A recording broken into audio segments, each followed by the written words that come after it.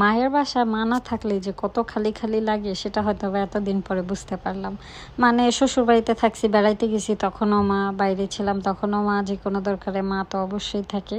তো আম্মু কিছুদিন যাবত অনেক অসুস্থ থাকার কারণে হসপিটালে গেছে ডক্টর দেখাইতে, অ্যান্ড অবস্থা ক্রিটিক্যাল দেখে আম্মুকে হসপিটালে ভর্তি রেখে দিছে। মালয়েশিয়ান একটা সরকারি হসপিটাল, একটা থেকে আরেকটা ট্রান্সফার করে অন্যটায় ভর্তি করা রাখছে। তো অ্যাজ ইউজুয়াল বাসার সব কাজের দায়িত্ব আমার, কারণ বাসায় আমার আব্বু, আমার ভাই, আমার চাচা অ্যান্ড আমরা সব প্রায় 5-6 জন মানুষ। তো টুকটাক আমি আমার শাশুড়ির থেকে অনেক কিছু শিখছি, আম্মুর থেকে অনেক কিছু শিখছি। প্রায় বিয়ের 7 বছর হয়ে গেছে, এখন মোটামুটি সব কিছুই পারি। অত ভালো হয় না, অথবা মায়ের হাতের মতো স্বাদ হয় না, বাট আমি রান্না করতে পারি। এখন যেহেতু রোজার সময়, তো কাজটা আরও ডাবল হয়ে গেছে। অন্যদিকে আম্মুকে প্রতিদিনই কেউ না কেউ 2-3 বার করে দেখতে যেতেছে, খোঁজ খবর নিতে বলছে। ওনারা বলছে যে অপারেশন করতে হবে না, যদি ওষুধের মাধ্যমে ঠিক হয়। তো ওনারা প্রায় 7 দিন হসপিটালে ভর্তি রাখছে, এর মধ্যে অ্যান্টিবায়োটিক্স, স্যালাইন, আরও যা যা লাগে সব কিছু দেখছে।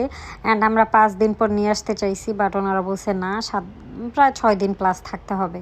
তো আমি ইফতারের সব কিছু রেডি করতেছি, অ্যান্ড রাতের রান্নাও, ভোর রাতের সব। আজকে আমি লাউ দিয়ে চিংড়ি মাছ রান্না করব, এই জন্য লাউ কাইটা নিতেছিলাম। আর অন্যদিকে ডাল বাটছি, আলু ভর্তা বানাইছি, বিকজ আলুর চপ বানানোর জন্য বেগুনও রেডি করছি। এগুলা আমি প্রায় দুপুর থেকে শুরু করি, মানে 3টার দিক থেকে, তারপর করতে করতে প্রায় রাত হয়ে যায়, এমন অবস্থা হয়েছে। প্রতিদিনই রুটিনটা এমন ছিল।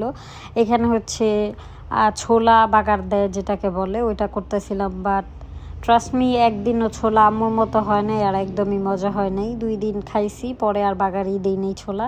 আর এদিকে এই যে আলুর চপ ভাজতেছিলাম, আলুর চপ, পেঁয়াজি, বেগুনি যা যা আছে ওইগুলা ভাজাভাজি করতেছিলাম। আমার দিনকাল পুরো রান্নাবান্নার মধ্যেই ছিল, কারণ সবাই ব্যস্ত, সবাই রমজান মাস, কাজের চাপ অনেক বেশি।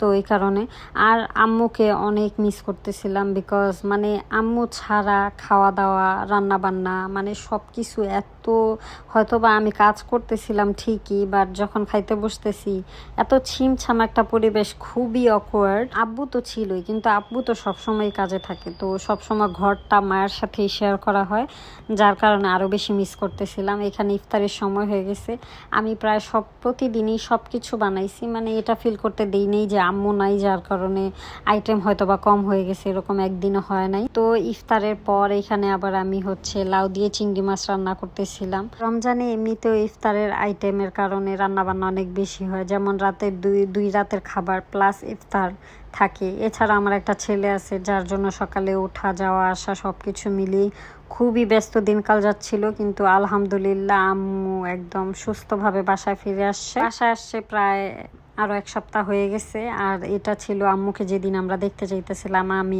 অনেক কাকাই, সারফারাজ সবাই মিলে, কিন্তু সারফারাজকে ঢুকতে দেয় নাই তারা।